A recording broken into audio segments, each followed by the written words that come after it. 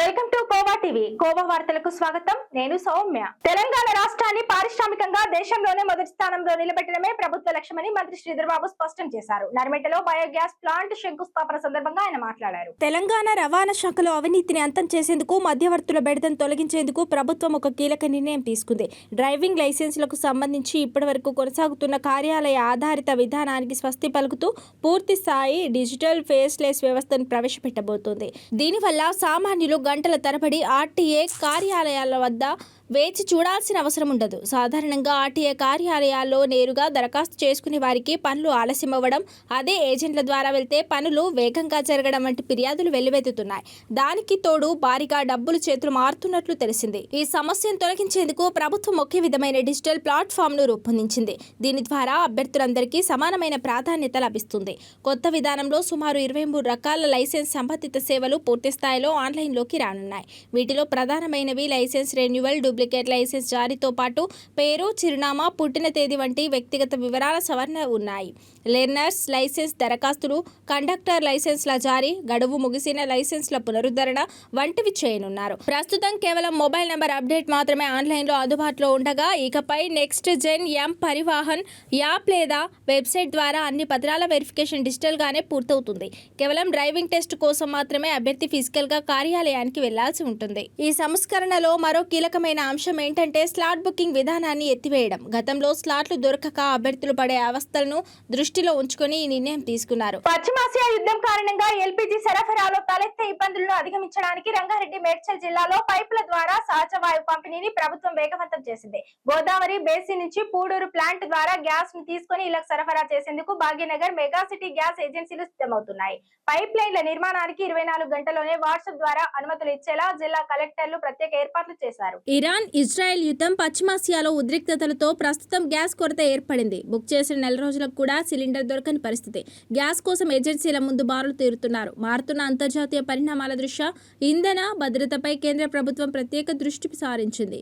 ప్రస్తుతం ఎల్పీజీ సరఫరాకు ఆటంకాలు కలగకుండా ఉండేందుకు పైపుల ద్వారా సహజ వాయువును నేరుగా ఇళ్లకు సరఫరా చేయాలని రాష్ట్రాలను ఆదేశించింది. ఈ క్రమంలో తెలంగాణ ప్రభుత్వం హైదరాబాద్ శివారు జిల్లాలైన రంగారెడ్డి, మేడ్చల్లో ఈ ప్రాజెక్టును వేగవంతం చేస్తోంది.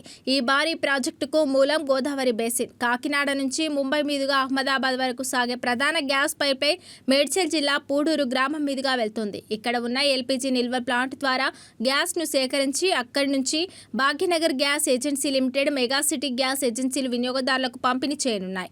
దీనివల్ల సిలిండర్ల బుకింగ్, డెలివరీ కోసం వేచి చూడాల్సిన అవసరం ఉండదు.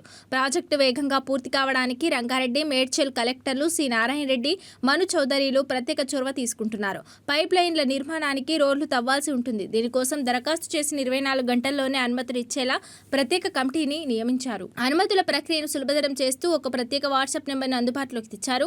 ఏజెన్సీలు తమ దరఖాస్తును ఇందులోనే పంపవచ్చు. మొదటి విడతలో భాగంగా సైబరాబాద్, మల్కాజ్గిరి కార్పొరేషన్లతో పాటు రంగారెడ్డి, మేడ్చల్ జిల్లాలోని 9 మున్సిపాలిటీలకు ప్రాధాన్యత ఇస్తున్నారు. పీఎన్జీ వల్ల ఖర్చు తగ్గడమే కాకుండా సురక్షితంగా, నిరంతరాయంగా అందుబాటులో ఉంటుంది. గృహ వినియోగదారులతో పాటు అపార్ట్మెంట్లు, హోటళ్లు, రెస్టారెంట్లకు కూడా ఈ సౌకర్యం అందుబాటులోకి రానుంది. ఈ పైప్ లైన్ నెట్వర్క్ పూర్తయితే హైదరాబాద్ శివారు ప్రాంతాల్లో ఇంధన వినియోగం సరికొత్త పుంతలు తొక్కనుంది. తెలంగాణ రాష్ట్రాన్ని పారిశ్రామికంగా దేశంలోనే మొదటి స్థానంలో నిలబెట్టడమే ప్రభుత్వ లక్ష్యమని మంత్రి శ్రీధర్ బాబు స్పష్టం చేశారు. నర్మెటలో బయోగ్యాస్ ప్లాంట్ శంకుస్థాపన సందర్భంగా ఆయన మాట్లాడారు. ముఖ్యమంత్రి రేవంత్ రెడ్డి 2047 ఆర్థిక లక్ష్యాలను అందుకునే దిశగా అహర్నిశలు కృషి చేస్తున్నారని కొనియాడారు. ప్రస్తుతం మన దేశానికి అవసరమైన ఇంధనంలో 65% ఇతర దేశాల నుండి దిగుమతి అవుతోందని, అంతర్జాతీయ యుద్ధాల వల్ల క్రూడ్ ఆయిల్ సరఫరాలో ఇబ్బందులు ఎదురవుతున్నాయని మంత్రి పేర్కొన్నారు. ఇలాంటి తరుణంలో కాలుష్య రహితమైన బయోగ్యాస్ ఫ్యాక్టరీలు ఎంతో అవసరమని, డిసెంబర్ నాటికే ఈ ప్లాంట్ అందుబాటులోకి రావాలని అధికారులను ఆదేశించారు. ఎక్కడ పరిశ్రమల అవసరం ఉంటే అక్కడ ఎలాంటి భేషజాలు లేకుండా ఏర్పాటు చేస్తామని భరోసా ఇచ్చారు. సిద్దిపేట ప్రాంతానికి బయోగ్యాస్ ప్లాంట్ రావడం పట్ల మాజీ మంత్రి హరీష్ రావు సంతోషం వ్యక్తం చేశారు.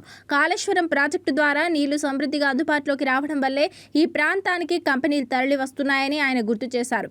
ఈ ప్లాంట్ వల్ల రైతులకు రెట్టింపు లాభం చేకూరుతుందని, వరి ధాన్యంతో పాటు వరిగడ్డిని అమ్మడం ద్వారా కూడా రైతులకు అదనపు ఆదాయం లభిస్తుందని తెలిపారు.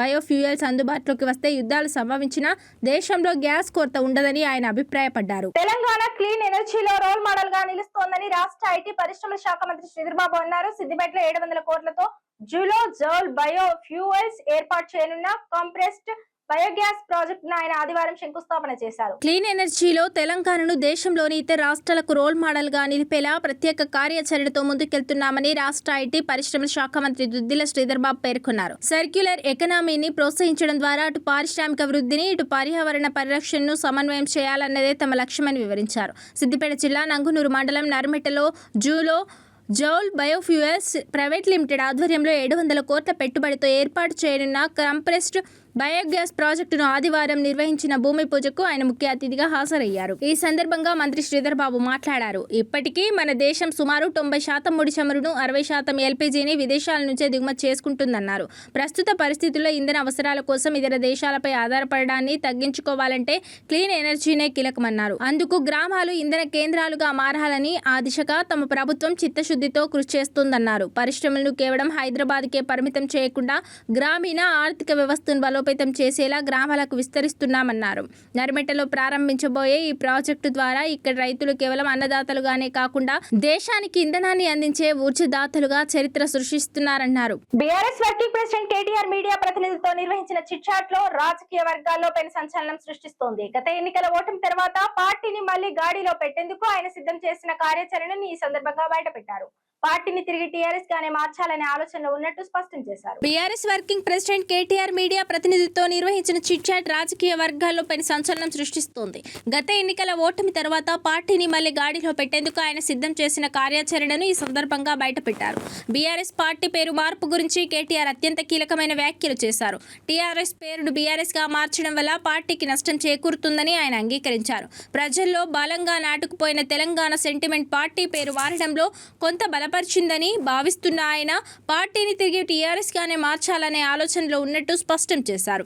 ఇది కార్యకర్తల్లో కొంత ఉత్సాహాన్ని నింపే అంశంగా భావిస్తున్నామన్నారు. గత 10 ఏళ్ల పాలనలో ప్రభుత్వానికి ప్రజలకు మధ్య దూరం పెరిగిందని కేటీఆర్ ఒప్పుకున్నారు. ఈ అంతరాన్ని తగ్గించేందుకు త్వరలోనే రాష్ట్ర వ్యాప్తంగా పాదయాత్ర చేపట్టనున్నట్లు ప్రకటించారు. నేరుగా ప్రజల వద్దకు వెళ్లి వారి సమస్యలు తెలుసుకోవడమే తన లక్ష్యమని ఆయన పేర్కొన్నారు.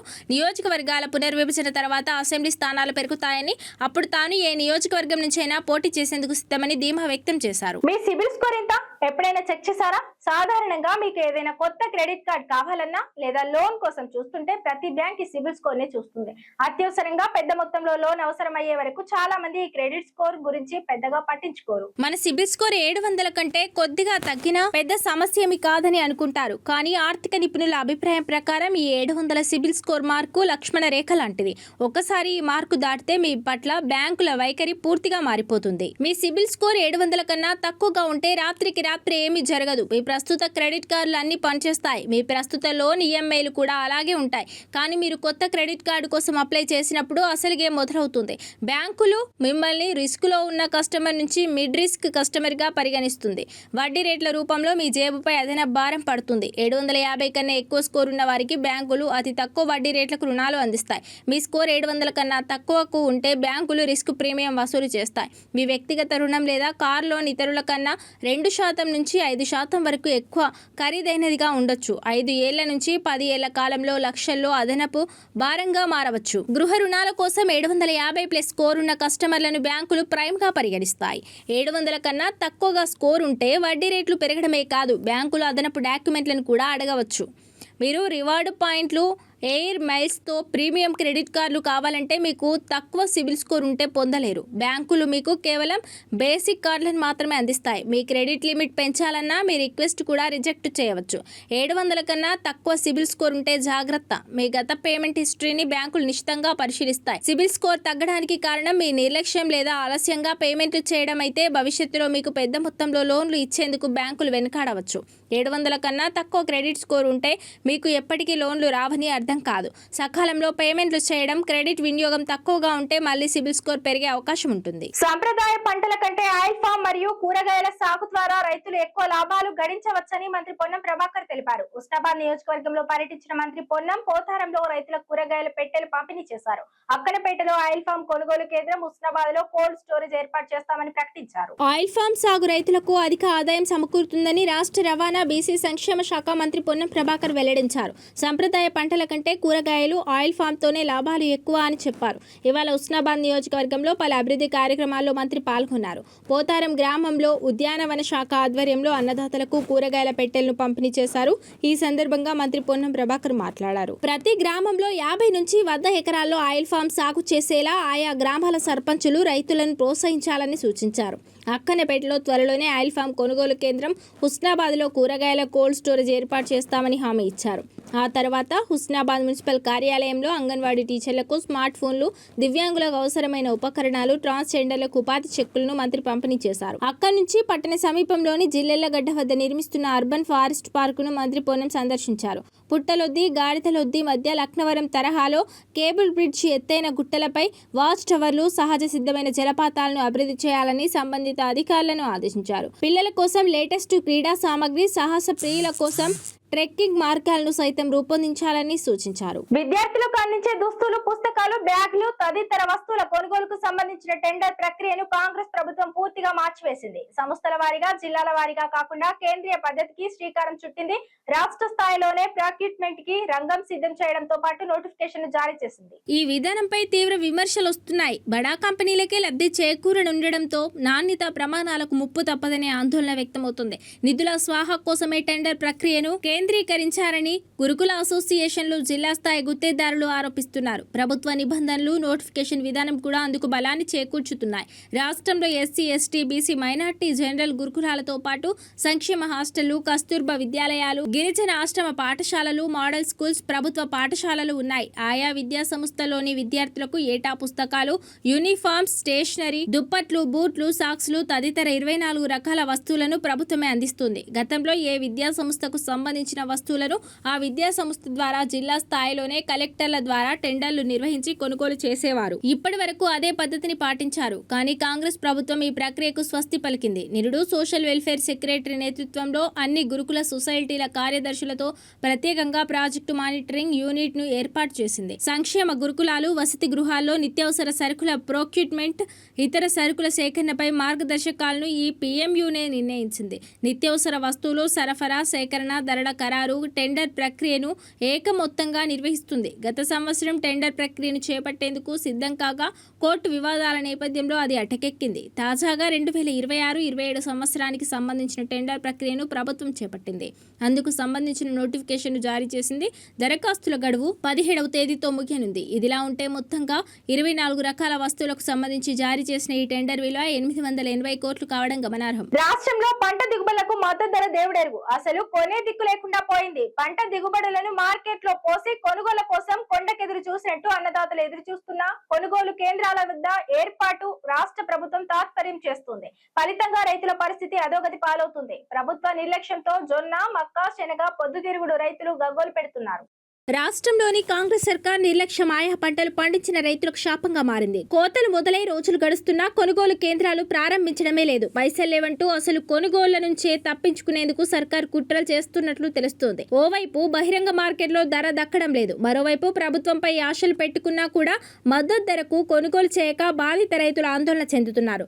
ఈ సర్కార్పై నమ్మకం కోల్పోయిన కొంతమంది రైతులు తక్కువ ధరకే ప్రైవేట్ వ్యాపారులకు తమ పంటలు విక్రయిస్తున్నారు. తద్వారా భారీగా నష్టాలను మూటగట్టుకుంటున్నారు. కాంగ్రెస్ సర్కారుకు పంటల కొనుగోలు చేసే ఉద్దేశమే లేదని విమర్శలు వ్యక్తమవుతున్నాయి. ఇందుకు ఇప్పటివరకు కొనుగోలు కేంద్రాలను ప్రారంభించకపోవడమే సర్కార్ విధానాన్ని స్పష్టం చేస్తుందనే అభిప్రాయాలు వ్యక్తమవుతున్నాయి. ఎప్పుడైనా మార్క్ఫెడ్ ద్వారా కేంద్రాలు ఏర్పాటు చేసి జొన్న, మక్క, శనగ పంటలను కొనుగోలు చేసేది. కానీ ప్రస్తుతం ఆ పని చేయడమే లేదు. దీంతో రైతులు తీవ్ర ఇబ్బందులు ఎదుర్కొంటున్నారు. తెలంగాణ ప్రజలకు వాతావరణ శాఖ అధికారులు అలర్ట్ జారీ చేశారు. రాష్ట్రంలో రానున్న 2 రోజుల పాటు తీవ్రమైన వడగాల్పులు వీస్తాయని హెచ్చరించారు. ఆదిలాబాద్, నల్గొండ, సూర్యాపేటతో పలు జిల్లాల్లో ఉష్ణోగ్రతలు 42 నుంచి 40 డిగ్రీల సెల్సియస్ వరకు నమోదయ్యే ఛాన్స్ ఉందని జాగ్రత్తగా ఉండాలని సూచిస్తున్నారు. తెలంగాణలో బానుడు బగ్గుమంటున్నాడు. చాలా ప్రాంతాల్లో రికార్డు స్థాయి ఉష్ణోగ్రతలు నమోదవుతున్నాయి. ఉదయం 8 తర్వాత కాలు బయట పెట్టాలంటే భయపడాల్సిన పరిస్థితి. ఉదయం 10 తర్వాత రాష్ట్రంలోని చాలా పట్టణాల్లో రోడ్లు నిర్మానుష్యంగా మారుతున్నాయి. తీవ్ర ఎండలతో పాటు భరించలేని ఉక్కపోతతో ప్రజలు అల్లాడిపోతున్నారు. వేసవికాలం గరిష్ట స్థాయికి చేరుకోవడంతో రానున్న వారం రోజుల పాటు రాష్ట్ర వ్యాప్తంగా టార్చర్ హీట్ వేవ్ కొనసాగుతోందని వాతావరణ నిపుణులు హెచ్చరిస్తున్నారు. ఇప్పటికే పలు జిల్లాల్లో ఉష్ణోగ్రతలు సాధారణం కంటే 3 నుంచి 5 డిగ్రీలు అదనంగా నమోదవుతుండగా రానున్న వారం రోజులు మునుపెన్నడూ లేని విధంగా గరిష్ట స్థాయికి ఉష్ణోగ్రతలు చేరుకుంటాయని తెలంగాణ వెదర్ మ్యాన్ హెచ్చరిస్తున్నారు. ముఖ్యంగా ఉత్తర తెలంగాణ సరిహద్దు జిల్లాలైన ఆసిఫాబాద్, ఆదిలాబాద్, నిర్మల్, నిజామాబాద్, జగిత్యాల, మంచిర్యాల, కరీంనగర్, భూపాలపల్లి, ములుగు జిల్లాల్లో ఎండల తీవ్రత ఎక్కువగా ఉంటుందని చెబుతున్నారు. అలాగే దక్షిణ తెలంగాణ జిల్లాలు నల్గొండ, సూర్యాపేట, గద్వాల జిల్లాల్లో ఉష్ణోగ్రతలు పెరుగుతున్నాయని అంటున్నారు. ఈ జిల్లాలో గరిష్ట ఉష్ణోగ్రతలు 42 నుంచి 45 డిగ్రీల సెల్సియస్ మధ్య నమోదయ్యే ఛాన్స్ ఉందని హెచ్చరిస్తున్నారు. ఆయా జిల్లాలో మధ్యాహ్నం 11 గంటల నుంచి సాయంత్రం 4 గంటల వరకు బయటకు రావడం మంచిది కాదని చెబుతున్నారు. హీట్ వేవ్స్ తీవ్రత కారణంగా శరీర ఉష్ణోగ్రతను అకస్మాత్తుగా పెరిగే ప్రమాదం ఉందని జాగ్రత్తగా ఉండాలని అంటున్నారు. హైదరాబాద్లో కూడా పరిస్థితి ఆందోళనకరంగానే ఉందని చెబుతున్నారు. కాంక్రీట్ భవనాలు, వాహనాల రద్దీ వల్ల నగరంలో హీట్ ఐలాండ్ ఎఫెక్ట్ కనిపిస్తోందని అంటున్నారు. తీవ్రమైన ఎండల దృష్ట్యా తెలంగాణ ఆరోగ్య శాఖ ప్రజలకు పలు సూచనలు జారీ చేసింది. ఉదయం 11 గంటల నుంచి సాయంత్రం 4 గంటల వరకు అత్యవసరమైతే తప్ప బయటకు వెళ్లొద్దు. బయటకు వెళితే గొడుగు లేదా టోపీ వంటివి ధరించాలి. దాహం లేకపోయినా క్రమం తప్పకుండా నీరు తాగుతూ ఉండాలి. మజ్జిగ, కొబ్బరి నీళ్లు, నిమ్మరసం వంటివి లిక్విడ్ పదార్థాలు శరీరంలో డిహైడ్రేషన్ రాకుండా కాపాడతాయి. లేత రంగు కాటన్ దుస్తులు ధరించడం వల్ల శరీరానికి గాలి తగిలి వేడి తగ్గుతుంది. నూనెలో వేయించిన పదార్థాలు, మసాలాలు ఎక్కువగా ఉన్న ఆహారానికి దూరంగా ఉండాలి. అధిక ప్రోటీన్ ఉండే ఆహారం జీర్ణం కావడానికి ఎక్కువ ఉష్ణాన్ని ఉత్పత్తి చేస్తుంది. కాబట్టి జాగ్రత్తగా ఉండాలి.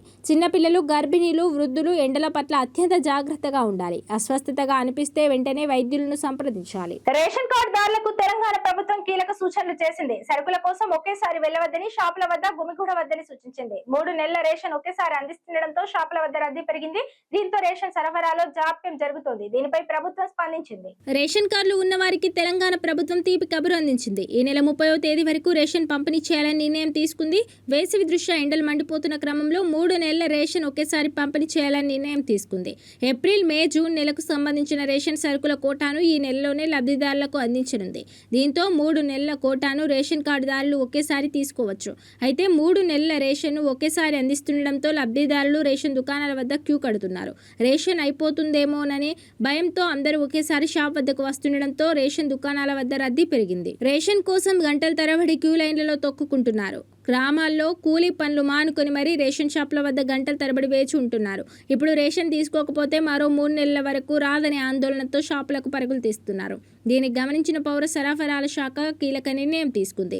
ఈ నెల 30వ తేదీ వరకు రేషన్ సరుకులు పంపిణీకి సిద్ధమైంది. సాధారణంగా నెలలో 1 నుంచి 15వ తేదీ వరకు రేషన్ పంపిణీ చేస్తారు. కానీ 3 నెలల రేషన్ ఒకేసారి అందిస్తుండటంతో మరింత సమయం ఇవ్వనున్నారు. అయితే ఒకేసారి రాష్ట్ర వ్యాప్తంగా పంపిణీ మొదలవ్వడంతో సర్వర్లలో సాంకేతిక సమస్యలు వస్తున్నాయి. సర్వర్లపై ఒత్తిడి పెరగడం వల్ల ఈ పోస్ యంత్రాలు మొరాయిస్తున్నాయి. వేలి ముద్రలు పడకపోవడంతో ఇబ్బందులు ఎదురవుతున్నాయి.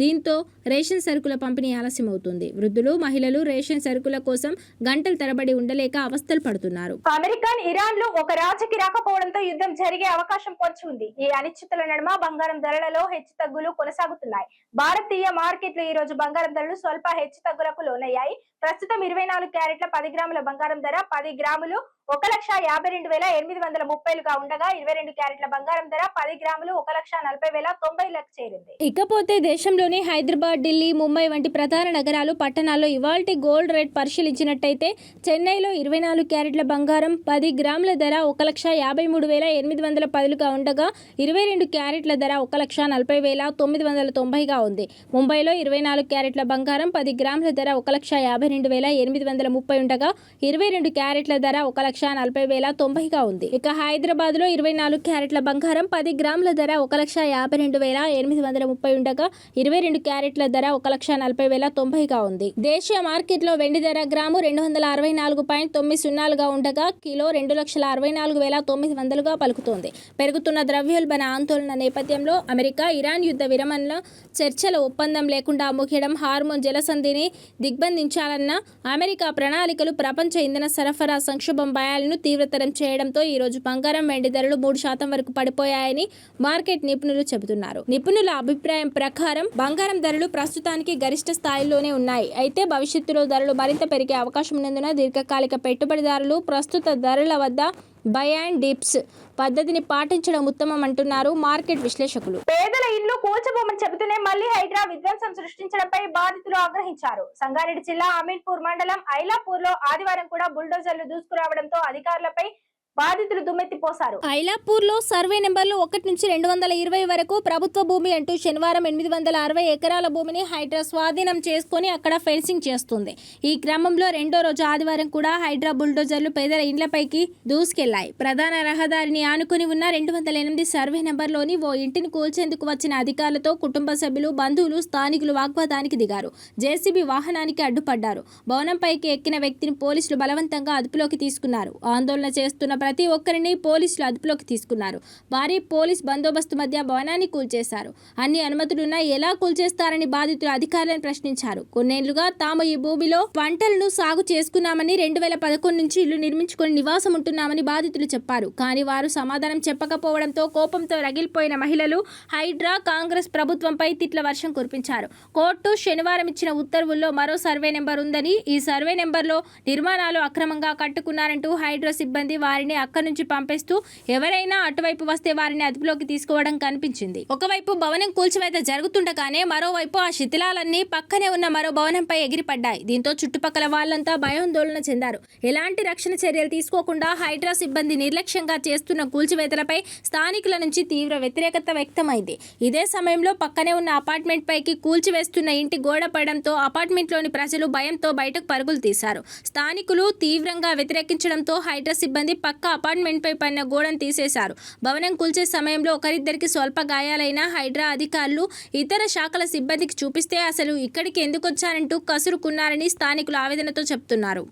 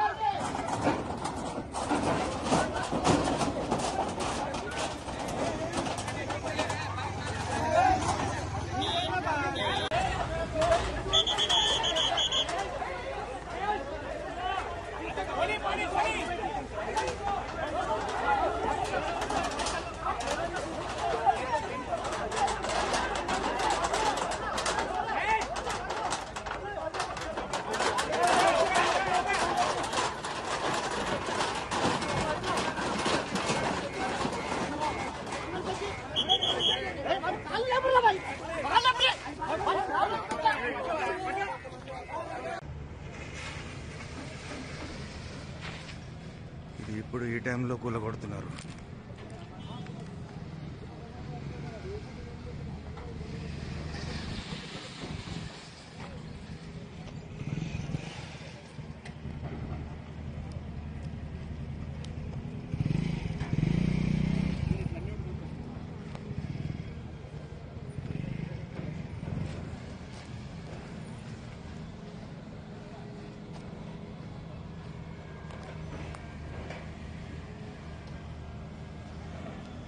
ఇంటర్మీడియట్ ఫలితాలు విడుదల చేసే విషయంలో కాంగ్రెస్ ప్రభుత్వం ఎక్కడా లేని కొత్త సంప్రదాయాన్ని తీసుకురావడంపై తీవ్ర విమర్శలు వెల్లువెత్తుతున్నాయి. ఆదివారం ఇంటర్ ఫలితాలను ప్రభుత్వ సలహాదారు కేకే రిలీజ్ చేయడం చర్చకు దారితీసింది. సాధారణంగా 10th ఇంటర్ ఫలితాలను ముఖ్యమంత్రి లేదా విద్యాశాఖ మంత్రి విడుదల చేయడం ఆనవాయితీ. సమైక్య రాష్ట్రం నుంచి ఇదే పద్ధతి కొనసాగుతూ వస్తుంది. దేశంలోని ఇతర రాష్ట్రాల్లోనూ సంబంధిత శాఖ మంత్రి విడుదల చేస్తుంటారు. సాధారణంగా 10th ఇంటర్ ఫలితాలు ముఖ్యమంత్రి లేదా విద్యాశాఖ మంత్రి విడుదల చేయడం ఆనవాయితీ. సమైక్య రాష్ట్రం నుంచి ఇదే పద్ధతి కొనసాగుతూ వస్తుంది. దేశంలోని ఇతర రాష్ట్రాల్లోనూ సంబంధిత శాఖ మంత్రి విడుదల చేస్తుంటారు. కానీ తెలంగాణలో మాత్రం కాంగ్రెస్ అధికారంలోకి వచ్చిన తర్వాత ఈ సంప్రదాయానికి తిలోదకాలొచ్చింది. నిరుడు డిప్యూటీ సీఎం బట్టి విక్రమార్క, మంత్రులు కోమటిరెడ్డి వెంకటరెడ్డి, పొన్నం ప్రభాకర్ ఇంటర్ ఫలితాలను విడుదల చేశారు. కానీ ఈ ఏడాది విద్యాశాఖ మంత్రి అయిన సీఎం రేవంత్ రెడ్డితో పాటు మంత్రులు సైతం ముఖం చాటేశారు. ప్రభుత్వ సలహాదారు కె కేశవరావు ఫలితాలు విడుదల చేయడమే కాక వేదికపై అన్ని తానే వ్యవహరించారు. సర్కారు తీరుపై విద్యారంగ నిపుణులు, మేధావులు అభ్యంతరం చెబుతున్నారు. ఈ వ్యవహారం విద్యారంగంపై చిన్న చూపు చూడడమేనని విమర్శలు గుప్పిస్తున్నారు. సీఎం రేవంత్ రెడ్డి 2.5 ఏళ్లలో ఏనాడు పూర్తి స్థాయిలో విద్యాశాఖపై సమీక్షించింది లేదని పలువురు ఆగ్రహిస్తున్నారు. పాము కాట్లు, కలుషిత ఆహారంతో గురుకుల విద్యార్థులు మృత్యువాత పడుతున్నా పట్టించుకోలేదని మండిపడుతున్నారు. తాజాగా ఇంటర్ ఫలితాల విడుదల కార్యక్రమానికి గైర్హాజరు కావడంపై సోషల్ మీడియాలో సెటర్లు పేలాయి. రేవంత్ సారు ఫలితాల విడుదలకు తీరిక లేదా? విద్యాశాఖ మంత్రికి ఇంతకంటే ముఖ్యమైన పనేమున్నదో అంటూ చురకలంటించారు. తీరిక లేని సారు ఆ శాఖను అంటిపెట్టుకోవడం ఎందుకని ప్రశ్నించారు. కార్పొరేట్ స్కూళ్లకు రిబ్బన్ కట్ చేసేందుకు సమయం దొరుకుతుంది కానీ ఫలితాల విడుదలకు వీలు కుదరలేదా అంటూ ట్రోల్ చేస్తున్నారు. నిజామాబాద్ ఎంపీ అరవింద్ బీజేపీ పార్టీపై సంచలన కామెంట్స్ చేశారు. బీజేపీలో లేఖలపై ఎంపీ అరవింద్ రియాక్ట్ అయ్యారు. పార్టీ వ్యతిరేక కార్యకలాపాలకు పాల్పడుతున్నారని, నన్ను అంటే ఓకే కానీ పార్టీ కోసం అనుకూలంగా కార్యకలాపాలు చేస్తున్నారంటే మాత్రం ఊరుకోనని, అవి ఎవరు చేస్తున్నారో నాకు తెలుసని తన సొంత నేతలపైనే విరుచుకుపడ్డారు. నిజామాబాద్ పార్టీ నేతలపై ఎంపీ అరవింద్ చురకలంటించారు. నేను ఏ లెటర్ ఎవరికి రాయలేదని అన్నారు. ఎంపీ లక్ష్మణ్తోనే కాదు, కిషన్ రెడ్డి, ఈటెల రాజేందర్ ఇంకెవరితో నాకు ఎలాంటి గ్యాప్ లేదని అన్నారు. ఇక బీజేపీ పార్టీకి రాకేష్ రెడ్డి ఐకాన్ అని, నాకు రాకేష్ రెడ్డికి ఎలాంటి గ్యాప్ లేదని తెలిపారు. తెలంగాణ రాష్ట్రంలో నిజామాబాద్ పార్లమెంట్ నుండి మెజారిటీ సీట్లు గెలిపించడానికి నా రేసులో నేను ఉన్నానని అన్నారు. ఎన్నికల రేసులో ఫస్ట్ రావడానికి తప్ప మిగతావి అన్ని నా ముందు లైట్ అని అన్నారు. తెలంగాణలో బీజేపీ పార్టీని ప్రభుత్వంలోకి తీసుకొచ్చే అలవాటు ఉన్న కుటుంబం నాదని ఎంపీ అరవింద్ తెలిపారు. బీజేపీ బీఆర్ఎస్ పొత్తు ప్రచారంపై మరోసారి ఎంపీ అరవింద్ స్పందించారు. లీడర్ క్యాడర్ లేని పార్టీ బీఆర్ఎస్ పార్టీ అని ఎద్దేవా చేశారు. నా దృష్టిలో రాజకీయంగా కేసీఆర్ అనే లీడర్ లేరని, అసలు బీఆర్ఎస్ పార్టీ కూడా లేదని తేల్చి చెప్పారు. బీఆర్ఎస్ అంటే కరప్షన్, డ్రగ్స్ అని, వాళ్ళతో మాకు పొత్తేంటని చురకలంటించారు. సీఎం రేవంత్ రెడ్డి కవిత పార్టీకి ఫండింగ్ చేస్తున్నారని, రాష్ట్రంలో కులాల వారీగా ప్రజలను విడదీయడానికి ప్రణాళిక చేస్తున్నారని అన్నారు. బీజేపీని దెబ్బతీసేందుకు రేవంత్ రెడ్డి, కవిత రహస్య ప్రణాళికలు చేస్తున్నారని అన్నారు. రాష్ట్ర వ్యాప్తంగా త్వరలో బీఆర్ఎస్ నుండి బీజేపీకి భారీ వలసలు ఖాయమని ఎంపీ అరవింద్ అన్నారు. మాజీ మంత్రి జీవన్ రెడ్డి నా లెక్క ప్రకారం తొందరపడ్డారని అన్నారు. సంజయ్ కుమార్ మళ్లీ బీఆర్ఎస్ లో యాక్టివ్ అయితే మళ్లీ జీవన్ రెడ్డి పరిస్థితి ఏంటని ప్రశ్నించారు. కేటీఆర్, రేవంత్ రెడ్డి ఇద్దరు ఒకటే, ఇద్దరు కలిసి రాష్ట్రంలో ఆడుతున్న డ్రామా అని ఎంపీ అరవింద్ అన్నారు. Our ideology is strong and ideology India desperately needs this ideology to be implemented in every state, every nook and corner of the country. వాళ్ళకేముందండి, బీఆర్ఎస్కి ఐడియాలజీ ఏముంది? అయిపోయాయి, తెలంగాణ వచ్చి 12 ఏళ్ళు అయిపోయాయి. సర్ప్లస్ స్టేట్ని కేసీఆర్ అనేటోడు లక్షల కోట్ల అప్పులు ముంచిండు. మొత్తం డ్యామ్లన్నీ గురగొట్టి ఇరిగిపెట్టేట్టు కట్టిండు. వ్యవస్థ మొత్తం నాశనం చేసిండు. మీకు ఆరోగ్యశ్రీ హెల్త్ ఇన్సూరెన్స్ నాశనం చేసిండు. ఇండ్లు కట్టియలేదు, మీకు రోడ్లు వేయలేదు, గ్రామ పంచాయతీలు నాశనం చేసిండు, మీకు మొత్తం ఫీ రీఎంబర్స్మెంట్లు నాశనం చేసిండు, మీకు ఒక ఎంప్లాయ్మెంట్ సిస్టమ్ని నాశనం చేసిండు. కేసీఆర్ చేసిన మంచి పని ఏందండి? 2000 రూపాయలు పెన్షన్, అప్పులు చేసుకుంటే పెన్షన్ ఇచ్చిండు, అంతేనా? పవర్ సెక్టర్లో కరెంట్ ఇచ్చిన అంటాడు, అది మొత్తం స్కాము. అప్పులు చేసి స్కామ్. డ్యామ్లు ఎట్లా కడతారా అండి? ఒక్కసారి కూడా నీటు నిల్వ చెయ్యలేని డ్యాములు కడతారు కూడా లక్షల కోట్లు పెట్టి. అటువంటి వారితో అలయన్స్ పెట్టుకుంటారా? So alliance question doesn't arise, especially in 2026 when we are almost 2.5 years away from election. BJP will rise, BJP will rule in Telangana. ఇంకేమైనా ఉందా డౌట్? మొత్తం బడలిపోయి ఇచ్చారు బీఆర్ఎస్వి. కేసీఆర్ ముక్కుకి ఇంతకుముందు ఉన్నంత షార్ప్నెస్ లేదండి, అయిపోయింది. కేసీఆర్ కేటీఆర్ కూడా ఓటేయాలండి. కవితనే వాళ్ళ చెల్లెనే ఓటేయదు కేటీఆర్కి. ఇక మీరు మేమేమెత్తాం? కాంగ్రెస్ వాడు ఆయనకి నడిపి వస్తలేదు, అది ఏదో వేరే వాళ్ళని బదనాం చేయాలని చేస్తారు. ఆ సంజయ్ కుమార్ కూడా టీఆర్ఎస్లో యాక్టివ్ అవుతాడు. ఏం చేస్తాడు జీవన్ రెడ్డి? ఇప్పుడు సంజయ్ కుమార్ ఇళ్ళకి వచ్చి పొగబెట్టిండు. ఫైనల్గా ఈయన పోయే టైంకి నేను పార్టీ మారలేదు అంటాడు సంజయ్ కుమార్. జీవన్ రెడ్డి గారు నా లెక్క ప్రకారం తొందరపడ్డాడు. తెలంగాణలో పాగా వేయాలని భారతీయ జనతా పార్టీ ప్రణాళిక రచిస్తోంది. అయితే పార్టీలో నేతల మధ్య ఆధిపత్య పోరు, ఇతర సమస్యలతో వరుస ఎదురు దెబ్బలు తగులుతున్నాయి. పార్టీలో అంతర్గత సమస్యలు సైతం విపరీతంగా వేధిస్తుండటంతో రాష్ట్ర నాయకత్వానికి తలనొప్పి మరింత ఎక్కువ అవుతోంది. పార్టీలో అంతర్గత కుమ్మలాటలు, మున్సిపల్ నిధుల పంచాయతీలతో సతమతమవుతున్న కమల్నాథులకు ఈ పరిణామం మింగుడు పడడం లేదు. కార్యకర్తలు ఉత్సాహం నింపుతారనుకున్న ప్రధాని నరేంద్ర మోదీ పర్యటన వాయిదా పడడంతో కార్యకర్తలు డీలా పడ్డారు. చాలా కాలంగా ప్రధాని మోదీ పర్యటన కోసం తెలంగాణ బీజేపీ నేతలు 1000 కళ్లతో ఎదురు చూస్తున్నారు. ముఖ్యంగా క్షేత్రస్థాయిలో పార్టీని బలోపేతం చేసేందుకు మోడీ రాక ఎంతో అవసరమని భావించారు. అయితే ప్రస్తుతానికి ఆ పర్యటన విభజన లేనట్టేనని సంకేతాలు రావడంతో కార్యకర్తలు డీలా పడిపోయారు. పెద్దాయన వస్తేనైనా పార్టీలో గందరగోళం తగ్గుతుందని ఆశించిన శ్రేణులకు మళ్లీ నిరీక్షణ తప్పేలా లేదని రాజకీయ విశ్లేషకులు చెబుతున్నారు. పార్టీలో గత కొంతకాలంగా ఆధిపత్య పోర్ పీక్ స్టేజ్కు చేరింది. గ్రూపు రాజకీయాలు మరింత రచ్చకెక్కుతున్నాయి. ఇటీవల ఒకరిపై ఒకరు అధిష్టానానికి రాసిన లేఖస్ట్రాలు పార్టీ ప్రతిష్టను బజార్న పడేశాయి. క్రమశిక్షణకు మారుపేరుగా చెప్పుకునే పార్టీలో ఈ స్థాయిలో గందరగోళం కొనసాగడం హైకమాండ్ కూడా తలనొప్పిగా మారింది. మోడీ మూడోసారి ప్రధానిగా బాధ్యతలు చేపట్టిన తర్వాత చాలా సందర్భాల్లో ప్రధాని మోదీ పర్యటన ఉంటుందని అనుకున్నా వాయిదా పడుతూనే వస్తోంది. తాజాగా తమిళనాడు ఎన్నికల సమయంలోనే రాష్ట్రానికి రావాలని ప్రధాని భావించిన అనివార్య కారణాలతో ఆ పర్యటన రద్దయింది. దానికి ప్రధాన కారణం చేతిలో బలమైన అభివృద్ధి అస్త్రం లేకపోవడమేనని చెప్పుకుంటున్నారు.